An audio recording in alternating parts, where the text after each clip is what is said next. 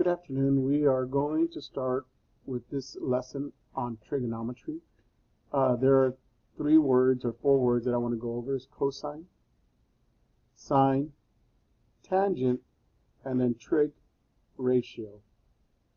Cosine, the cosine of an acute angle in a right triangle is the ratio of the length of the leg adjacent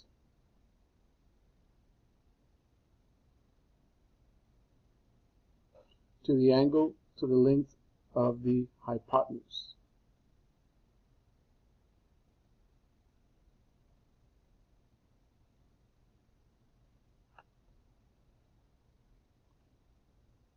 Sine, the sine of an acute angle is a right triangle, is the ratio of the length of the leg that is opposite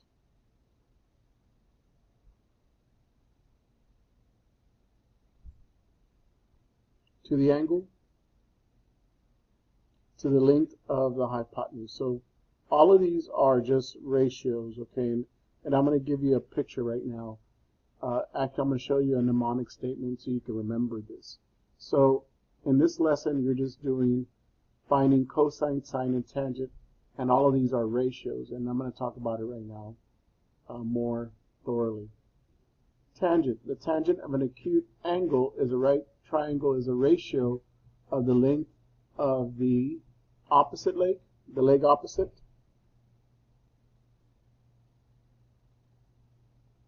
to the angle, to the length of the leg adjacent, and I didn't write that nice, so let me do it again. So adjacent to the angle. Trig ratio is a ratio of the lengths of the blank of a right triangle, the length of sides of a right triangle. So to remember these ratios, it's best that we remember some type of statement. It's called this is called a mnemonic statement. S stands for sine. Sine is a ratio of opposite over hypotenuse. Opposite over hypotenuse. C stands for cosine, which is the ratio of the adjacent side over the hypotenuse side. And then tangent is the ratio of the opposite over adjacent. So you just have to remember so, to. So sine, cosine, tangent. Writing trig ratios. What are the signs, sine, cosine, tangent ratios for angle T? So we're only focused on angle T. Here's angle T. So if I said I want to find the sine of angle T, then you need to know what's the opposite side measurement of T. In this case, it's 8. And we know that the hypotenuse is segment TG, so it's going to be 17. So the ratio is 8 to 17. Cosine is the ratio of the adjacent. So the adjacent is this side. This is the adjacent side, so it's going to be 15 over the hypotenuse, which is 17. The last one is tangent. Tangent's going to be the opposite. So the opposite side is 8 and the adjacent side is 15. And so those are the ratios: sine of T, cosine of G, and tangent of T. So now what I want you to do is take a minute to go ahead and do this there, and then we'll come back to figure out what are the answers, okay?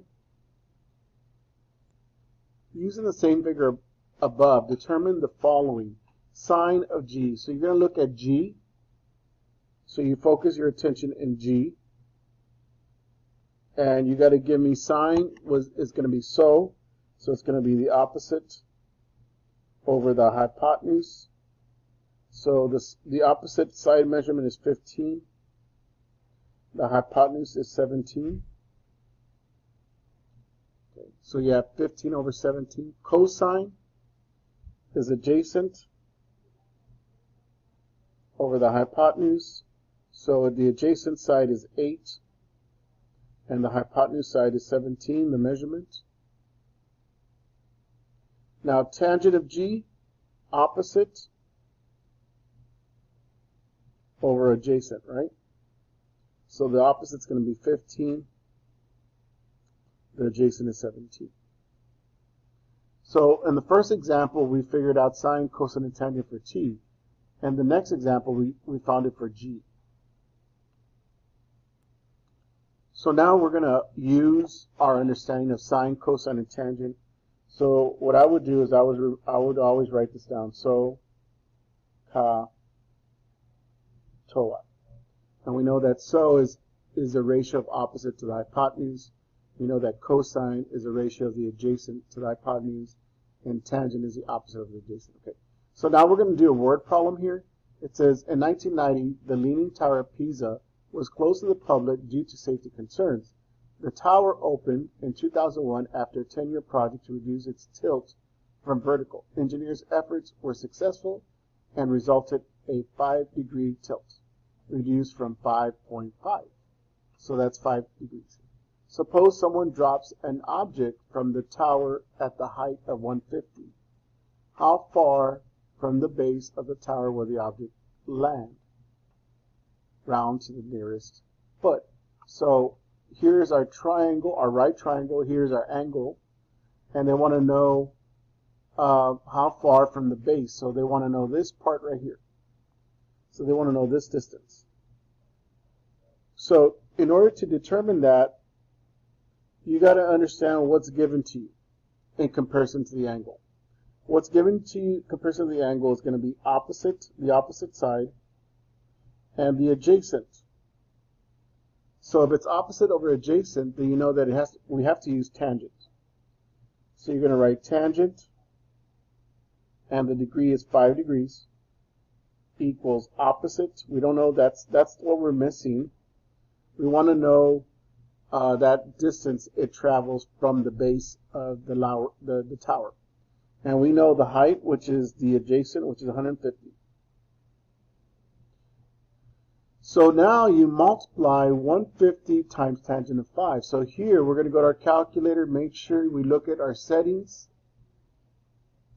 And I'm going to talk about I'm not going to use radians, we're using degrees, so we want to make sure that our calculator's in degrees. Okay. And then calculate new. So you're going to type in 150 times tangent, which you have to look for tangent. See, it says trig tangent of 150.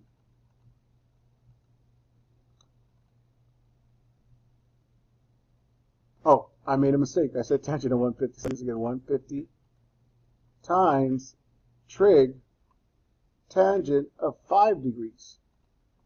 Enter. Which is 13.3. So the object will land about 13 feet from the base. The object will land 13 feet from the base. Using inverses, what is the measurement of angle x to the nearest degree? So now we're given two side measurements, and we have to determine the angle measurement. We need to find what x is. So we know that this side is your hypotenuse, and this side is your opposite. So you're going to have to remember your mnemonic statement. So, ka, toa. And so I know that sine is opposite over hypotenuse, and that's what they have here. So now to find x, which is the angle measurement, you have to use what we call the inverse sine, 6 over 10. So how do you find the inverse? How do you use the inverse sine? So you go to trig, inverse sine, and you're going to type in 6 divided by 10. Now, what comes out of this function is going to be your angle. In this case, it's 36.8, so we say 36.9 degrees.